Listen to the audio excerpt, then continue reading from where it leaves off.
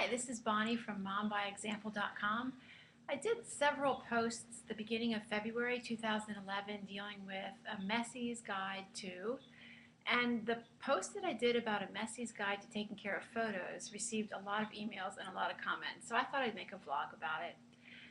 Recovering messy, what does that mean? I believe there are two kinds of people in the world, messies and cleanies, and we're born that way. A recovering messy is someone like me who my husband pointed out to me several years ago that I was a total messy. I didn't know where things were. I was not organized. So I did what I could to learn how to be more organized and how to declutter.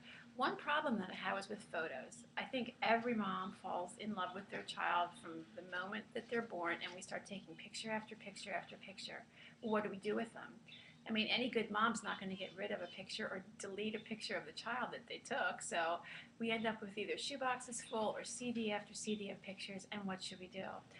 I love scrapbooking. I love to look at scrapbooks. It just wasn't me.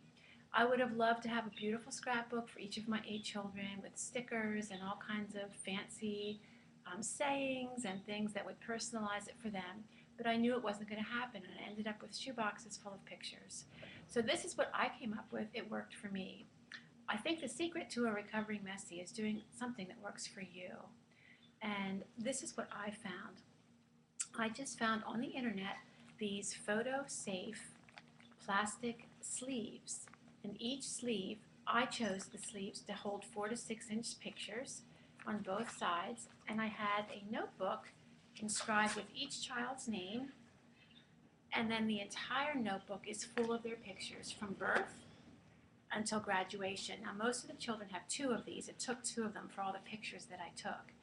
But they are labeled, they have their own book with their name on it from the time they were born until the time that they graduate either high school or college. And when they leave the home, I give them their books, and if they ever decide to scrapbook them, that's great, they can do that. But that way I got all of my photos out of boxes, off of CDs, and into something I could present to my child.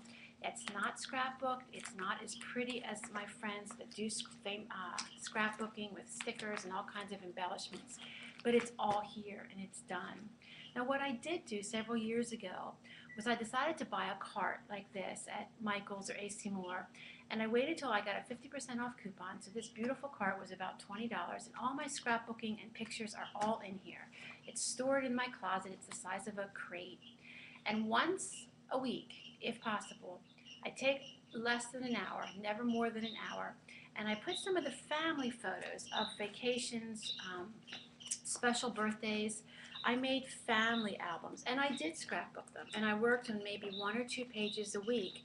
It took me about a year, but I now have 4 family albums to show special occasions, and I was able to scrapbook and put some stickers and some colored paper and some embellishments. And I think the point was I wanted to do some, but I couldn't do it all. And I think if you are a recovering messy, or if you are messy and you know that you need some help with organizing and decluttering, I think the secret is start where you are.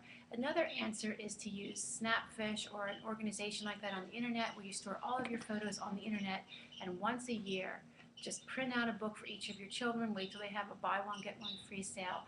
And although, okay, maybe it's not every event of their life for the last year, at least you got the major moments and you can feel better about it. I'm recovering messy. It's always about what we can handle, what makes us feel better, and how we can do our best with who we are and who God made us to be. Thanks.